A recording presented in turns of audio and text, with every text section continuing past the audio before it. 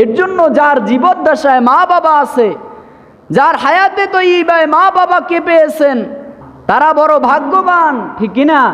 মা বাবার মতন দামি মানুষ যাদের হায়াতে এখনো জীবিত আছে, তাদের মা বাবার কাছে হাত জোর করে মা বাবার পা ধরে ক্ষমা চাবেন গুনাহের জন্য।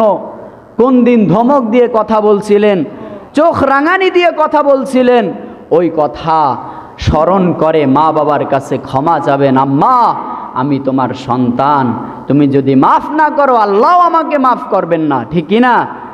মা বাবার অন্তরে বড় দয়া আল্লাহ দিয়ে দিছে, সন্তান মাফ চাইলেই মা বাবা মাফ করে দেয়, ঠিক কিনা? মা বাবাকে অনেক সন্তান দেখি ধনী হয়ে গেলে মা বাবাকে বোঝা মনে করে, কিছু টাকা পয়সা কামায় বিদেশে গিয়ে কিংবা ব্যবসা বাণিজ্য কইরা বড় চাকরি বাকরি পাইয়া কিছু টাকা পয়সার মালিক হয়, দন দৌলতের মালিক হইয়া মা বাবাকে বৃদ্ধ বয়সে মা বাবাকে ঠেলে দেয়, রাস্তায় বের করে দেয়, পাগলাগারদে দিয়ে আসে, বৃদ্ধাশ্রমে দিয়ে আসে।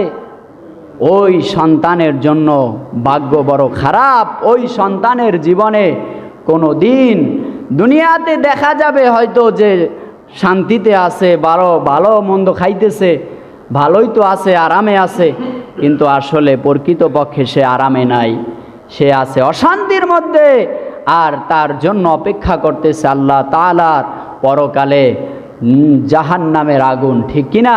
এর জন্য মা বাবার কাছে ক্ষমা চাবো, মা বাবার দিকে নেক নজরে তাকাবো।